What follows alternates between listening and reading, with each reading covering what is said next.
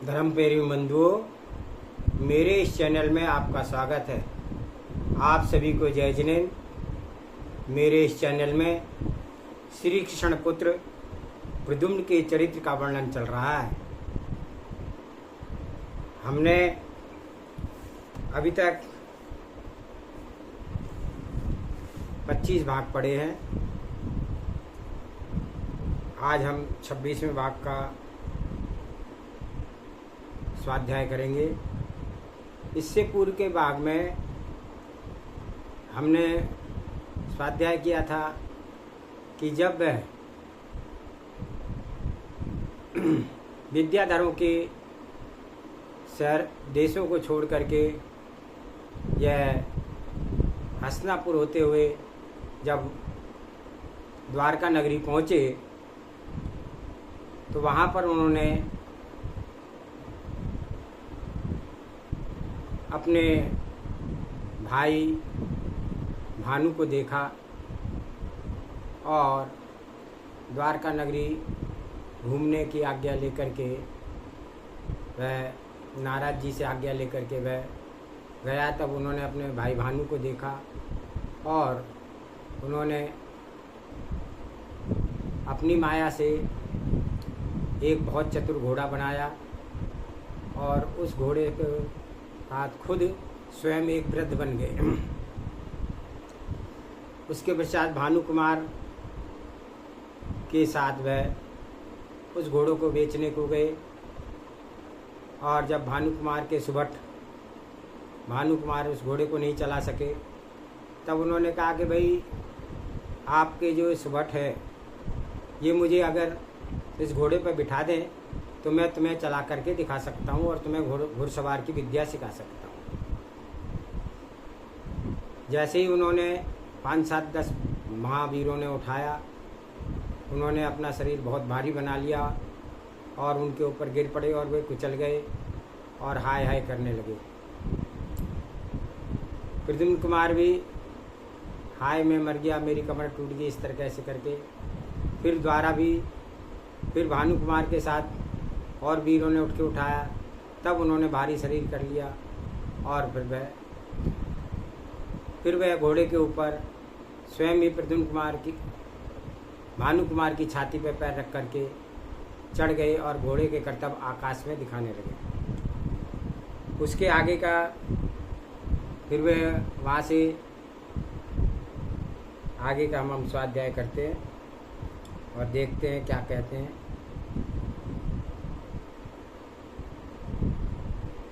पहले मंगलाचरण करते हैं।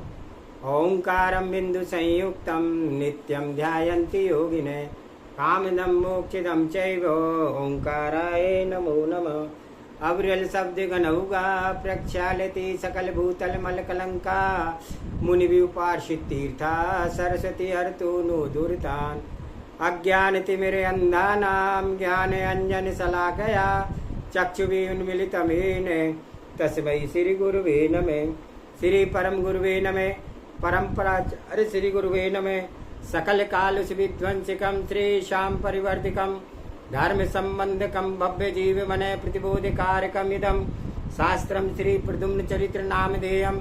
एतन्मूल ग्रंथ कर्तारा श्री सर्वज्ञ देवा तदुत्तर ग्रंथ कर्तारा श्री गणधर देवा प्रतिगणधर देवा तेषां वचनासारमासाद्य आचार्य श्री सौम्य कीर्ति महाराज विरचितिम।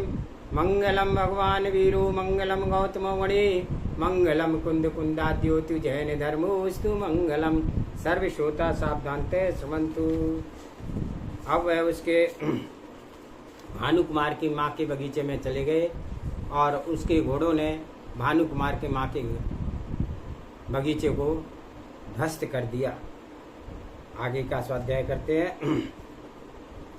माया का कार्य करने की अतिशय चतुर तथा बलवान वह प्रद्युम्न कुमार यह सब लीला करके आगे चला। सो वहाँ उसे एक नगर का एक बगीचा दिखाई दिया जो नाना प्रकार के वृक्षों से सघन फलों से पुष्पों से लदा हुआ था, जहाँ पर नाना प्रकार के पक्षी रह रह कर विश्राम कर रहे थे। पृथ्वी तल पर उसे देखकर कामदेव ने ऐसा तर्क किया कि यह क्या यहाँ स्वर्ग लोक से लाया गया है मैंने तो ऐसा उत्तम बगीचा विद्याधरों के नगरों में भी नहीं देखा है। इस प्रकार विचार करके और विस्मित होकर के प्रद्युम्न ने अपनी विद्या से पूछा, मुझे सत्य सत्य कहो कि यह उपवन किसका है। तब उसने कहा, यह तुम्हारी माता से सदा शत्रुता रखने वाली श्री कृष्ण की प्यारी भानु कुमार की माता सत्यभामा रानी का बगीचा है। यह पृथ्वी तल पर बहुत प्रसिद्ध बगीचा है। अब आपको रुचता है सो करें।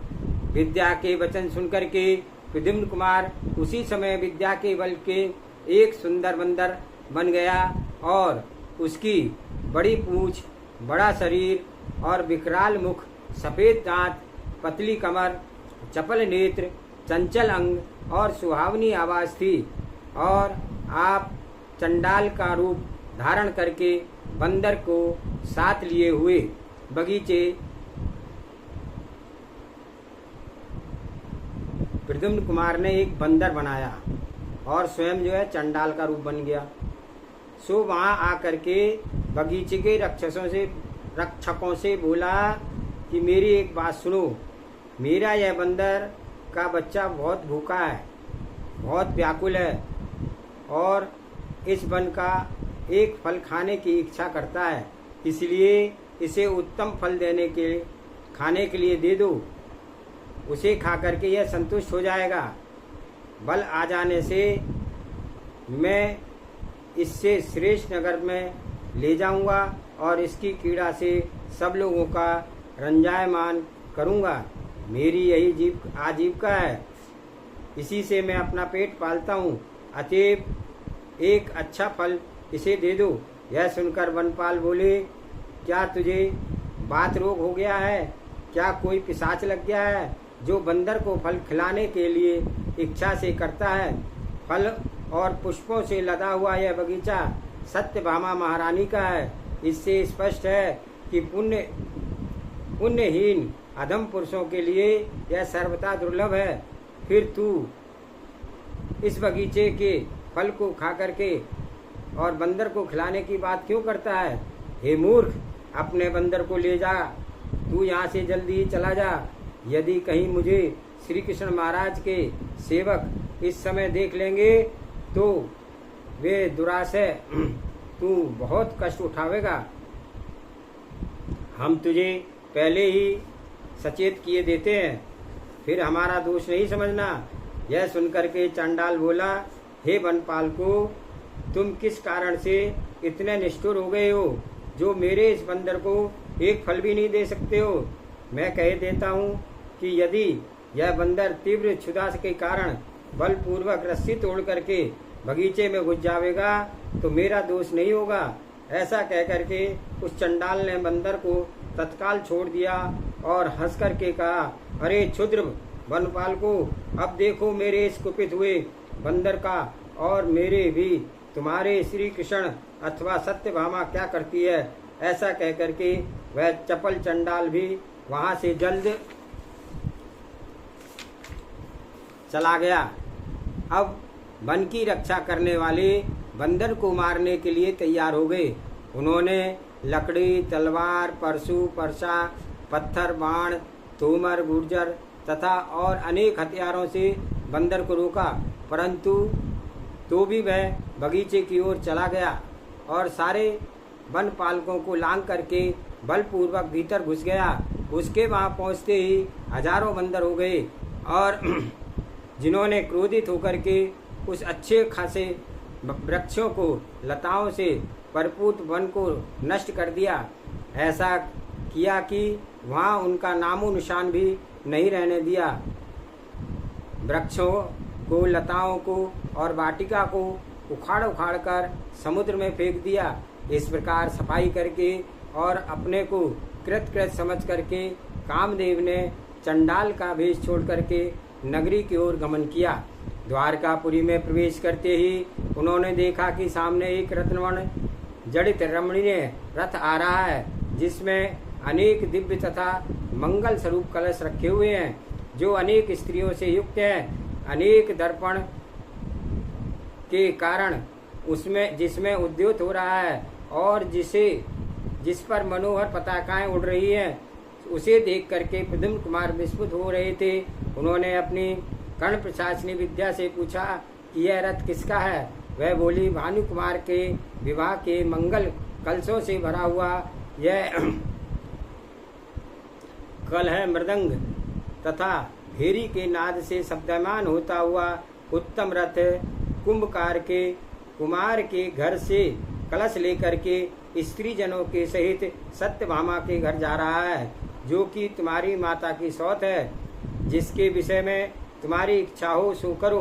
विद्या के वचन से सब बातों को विशेषता पूर्वक जान करके तथा रथ के स्वामिनी को अपनी माता की वैरणी समझ करके प्रद्युम्न कुमार ने तत्काल ही एक विकृत आकृति बनाई, अर्थात विद्या के बल से उन्होंने एक विचित्र रथ बना करके उसमें की गधा और ऊंट जुते हुए थे।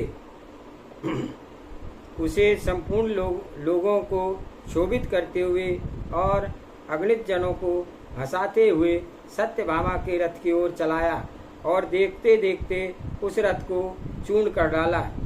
कलशों के पटक दिए और तोरण को तोड़ डाला। आगे वह रथ यहाँ वहाँ भागता हुआ भानु कुमार के नौकरों को कुचलने लगा। उसने स्त्रियों को गिरा करके कान काट डाले, मुंह के दांत गिरा दिए, खूनी छील डाली, पैरों के चोट पहुंचाई, कपड़े फाड़ डाले, जिससे कि वे उघड़ती हो गई। जिनके मुख से जहाँ तहाँ गीत निकलते थे वह विलाप करने लगे। ऐसी लीला करके आगे प्रद्युम्न कुमार गधे और ऊँटों के से रहस्यकारी शब्द करता हुआ डांस और मच्छरों को रोकता हुआ ऊंचा मुख किए हुए अपने रथ को गली गली में फिराने लगा। उसे देख करके नगरी के मनुष्य परस्पर इस प्रकार बातचीत करने लगे, यह कोई मनुष्य है अथवा विद्याधर है, नागेंद्र है अथवा दैत्य है, या कोई इंद्रजाली ही है। यह सपन देख रहे हैं अथवा जागते हुए कोई माया देख रही है। श्री कृष्ण महाराज की नगरी में इस प्रकार निर्भय होकर के कीड़ा करता फिरता अवश्य कोई अल्प स्वल्प शक्ति का धारक नहीं होगा। इस प्रकार कहते हुए हंसते हुए तो और तालियां बजाते हुए वे सब फिर कहने लगे, भाई आज तक तो ऐसा दुर्लभ कौतुक कभी किसी ने नहीं दिखाया। यह कोई बड़ा महानुभाव है जो निराकुलता से नगरी में भ्रमण कर रहा है। लोगों की इस प्रकार की बातचीत सुनते हुए प्रद्युम्न कुमार ने आनंद के साथ कुछ समय तक भ्रमण किया। इसके पश्चात उन्होंने कुछ दूसरा ही वेश धारण कर लिया और नगरी में आगे चल करके एक सुंदर वापिका देखी, जो चमकते हुए सोने से बनी हुई थी और इसकी सीढ़ियां रत्नमय थी। उस वापिका की अनेक स्त्रियां रक्षा करती थी और उसमें निर्मल जल भरा हुआ था। उसे देख करके कुमार ने विद्या से पूछा, मुझे बताओ यह सुंदर वापिका किसकी है। वह बोली, है भानु कुमार की माता सत्यभामा की मनोहर वापिका है। इसकी बहुत सी स्त्रियां रक्षा करती हैं, सामान्य लोगों को यहाँ अतिशय दुर्लभ है। विद्या के वचन सुनकर के प्रद्युम्न कुमार प्रसन्न हुए और तत्काल ही एक विप्र का भेष बना करके वापिका के पास गए। और यह बनावटी विप्र योगी भट्ट छत्री दंड कुंड और हरिद्रुबा लिए हुए था। श्रुति स्मृति और वेद को जानने वाला था और घुटनों तक लटकने वाले सफेद वस्त्र पहने था, कोपीन भी पहने था और बुढ़ापे के कारण उसका विस्तृत तथा स्थूल शरीर कांपता था। इस प्रकार विप्र के वेद ध्वनि करता हुआ वापिका की रखवाली करने वाली स्त्रियों से बोला, हे पुत्रियों, मेरे वचन सुनो। मैं तुमसे थोड़ी सी याचना करता हूँ। मुझे इस वापिका के मनोहर जल में स्नान करने दो और इस कमंडली में जल भर दो। उस जल को मैं नगरी में ले जाऊंगा और शांति के लिए किसी को दे करके उनसे भोजन की याचना करूँगा। विप्र के ऐसे विनय युक्त वचन सुनकर के स्त्रियां बोली, अरे मूर्ख, क्या तूने विष्णु की प्राण प्यारी पटरानी और भानुकुमार की माता सुप्रसिद्ध सत्यभामा का नाम नहीं सुना? उसी सौभाग्यशालिनी की यह वापिका है। दूसरे लोगों को इसके दर्शन भी नहीं हो सकते हैं, फिर जल के स्पर्श करने की तो बात ही क्या है। हे विप्र, यह वापिका प्यारी स्त्री के समान पापियों को दुर्लभ है। दूसरे स्त्रियों के कुछ होते हैं, वैसे इसके चक्रवाक रूपी कुछ हैं, और जिस प्रकार स्त्रियों का हंस के समान सुंदर गमन होता है, उसी प्रकार से इसमें सुंदर हंस गमन कर रहे हैं। अगणित यादव, स्वजन और नगरी के लोग इसके चरण की सेवा करते हैं।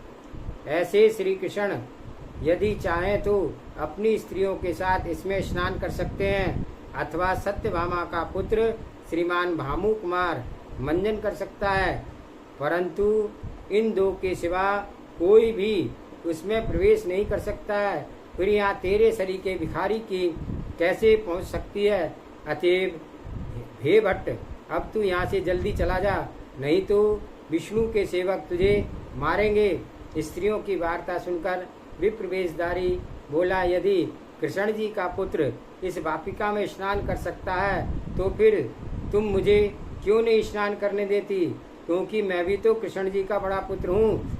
यह बात मैं बिल्कुल सच कहता हूँ, परंतु यदि तुम्हें आश्चर्य होता है, कौतुक जान पड़ता है, तो मेरे वचन सुनो। हस्तिनापुर में कौरव कुल में उत्पन्न हुए दुर्योधन नाम के प्रसिद्ध राजा हैं। उन्होंने अपनी रूपवान और गुणवान कन्या को, जिसका नाम उदित कुमारी है, अपनी बहुत सी सेना के साथ भानु कुमार के साथ विवाह करने के लिए भेजी थी। सो उस मार्ग में कौरवों को बचाने पर भी बहुत से भील हरण करके लेकर स्वामी के पास ले गए। उसे देख करके भील राज के ने मन में सोचा कि रूपवती तबा यौन विभूषित कन्या क्षत्रियों के कुल में उत्पन्न हुई है, अतएव यह मेरे योग्य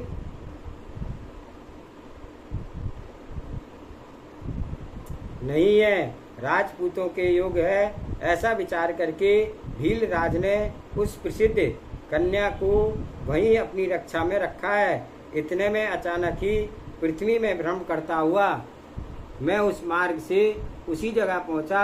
सो मुझे रूपवान तथा यौवन विभूषित देख करके भील राज ने सोचा, यह कन्या इसी के योग्य है, अतएव निशंक होकर के किसी को दे देनी चाहिए। ऐसा विचार करके उसने भक्ति भाव के चरण प्रक्षालन करके उस रूपवती गुणवती कन्या को मुझे समर्पण कर दी है।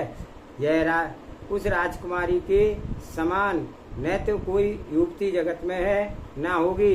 इस प्रकार से मेरे समान कोई वर है और ना होगा। अब तुम सोचो, कृष्ण जी के पुत्र के लिए जो उत्तम कन्या भेजी गई थी, वही जब मुझे समर्पण कर दी गई तो मैं कृष्ण का पुत्र हुआ कि नहीं? इसलिए मुझे वापिका में क्यों स्नान नहीं करने देती?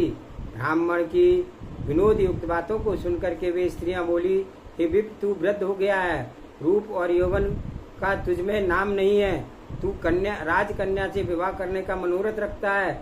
यह नहीं समझता कि कहाँ तो तेरा यह निंदनीय रूप, कहाँ है वह रूप और गुण की खानी उदित कुमारी। इस वृद्ध अवस्था में भी तू जवानी में उत्पन्न होने वाली कुटिलता तथा हंसी को नहीं छोड़ता है। यह एक बड़ा भारी आश्चर्य की बात है। हे ब्राह्मण, तूने जो कुछ अभी कहा है, क्या वह सब घटित हो जाता है? अरे जरा विचार तो कर कि कहाँ तो जरा से जर्जर तू, और कहाँ वह कुरु राजा की यौनवती सुंदर कन्या, और कहाँ राजपुत्रों की रक्षा में से उसका भीलों के द्वारा हरा जाना। इस प्रकार असत्य वचन तू बुढ़ापे में क्यों बोलता है? इस प्रकार हंसी के वचनों को रोकने पर भी आखिर वह ब्राह्मण धीरे धीरे वापिका के जल में बैठ गया। वह देख करके वह बावड़ी की रक्षा करने वाली स्त्रियां कुपित होकर उस ब्राह्मण को मारने लगी, परंतु ज्यों ही उनके हाथ उस वृद्ध विप्र के शरीर पर लगे, त्यों ही उनके स्पर्श मात्र से उन सब की जो रूप सहित कुरूपा थी वे रूपवती गुणवती बन गई। और जब उन्होंने परस्पर अपना रूप देखा तब वे अपकार के बदले भी विप्र के उपकार करने की वार्ता की प्रशंसा करती हुई कहने लगी, हे द्विराज, कुपिताओं पर भी तुमने उपकार किया है, अतएव दुनिया में तुम सरीका दयालु और गुणी कोई नहीं है। इसके पीछे वे सब स्त्रियां अपना रूप देखने के लिए बड़ी प्रसन्नता के साथ वापिका के बाहर निकल आई। देखा तो कर्ण विहीन थी, वह कानों वाली हो गई, जिसके एक आंख थी वह दोनों दिव्य नेत्रों वाली हो गई। जो गूंगी थी वह वाचाल हो गई, जिसके कुछ कुचे थे वह पनिस्तिनी हो गई। जो कुरूपा थी वह रूपवती हो गई। जो जामुन के रंग जैसी अति काली थी वह गौण वर्ण की हो गई। इस प्रकार जब तक वे एक दूसरे के रूप को देखती हुई बाहर ठहरी, तब तक विप्र ने जल्दी से अपना कमंडली बापी में डाल करके उसका सबका सब जल भर लिया और फिर वह बाहर निकल करके उन सबको देखते हुए चलने लगा। उस समय वे एक दूसरे को देखते हुए परस्पर के रूप कांति के गुणों की प्रशंसा करने लगी थी।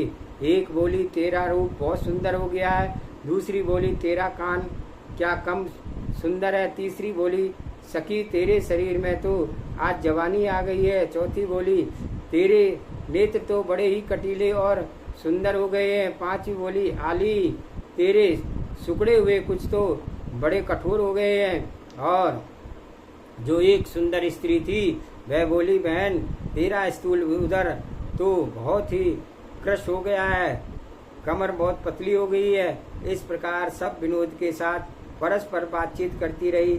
इतने में एक स्त्री प्यास लगने से जल पीने के लिए उस बावड़ी में गई, परंतु वहां जाकर देखा कि बावड़ी तो सूखी है, जल से रहित है।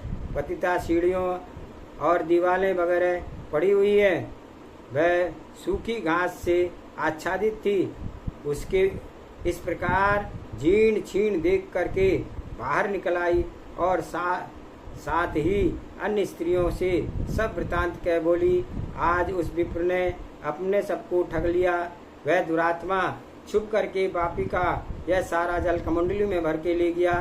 वह सुनकर के सब स्त्रियां अपनी शंका मिटाने के लिए स्वयं वापिका को देखने गई और देखते ही सब क्रोध के मारे लाल नेत्र करके गाली देती हुई उस प्रकार कहती हुई, अरे पापी बोल, अब तू कहाँ जाता है। विप्र के पीछे पीछे दौड़ी, परंतु जब तक वे दौड़ती तब तक वह नगरी में बैठकर नाना प्रकार की चेष्टाएं करने लगा। अनेक नगरी के बाजारों की सारी शोभा को हरण करने लगा। वहाँ जो नाना प्रकार की मणियाँ थी, रत्न थे, आभूषण थे तथा जो हथियार, कपड़े, सुगंधित पदार्थ, कपूर, नमक इत्यादि धन्य आदि, उन सबको अपनी माया से अदल बदल करता हुआ फिरने लगा। हाथी, घोड़े आदि वाहन तथा गाय भैंस पशुओं में भी उसने हाथों से छूने मात्र से व्यत्यत कर दिए, अर्थात हाथी से घोड़ा बना दिया, गाय से भैंस बना दिया। इस प्रकार घोड़े किसी की दुकान पर खड़ा कर दिया और किसी की गाय किसी के यहाँ खड़ी कर दी। इस प्रकार चेष्टा करता हुआ वह विप्र ऊपर को मुख किए हुए चला जा रहा था। तब तक कुपिता स्त्रियां हजारों गालियां से सैकड़ों साप देती हुई पहुंची और शीघ्र ही उस विप्र के चारों ओर से घेर कर बकने लगी, अरे दुष्ट, तू वापिका का सारा जल क्यों लेकर के आ गया। उनके इस प्रकार बकते ही विप्र महाशय ने अपने कमंडलू को तत्काल ही पृथ्वी पर पटक कर फोड़ डाला और उसमें से सारा जल जो बावड़ी का में से था, उसकी विद्या के बल से सारा भर लिया था, क्रोध के कारण छोड़ दिया, सो उसके प्रभाव से बाजार का चौरास्ता बहने लगा।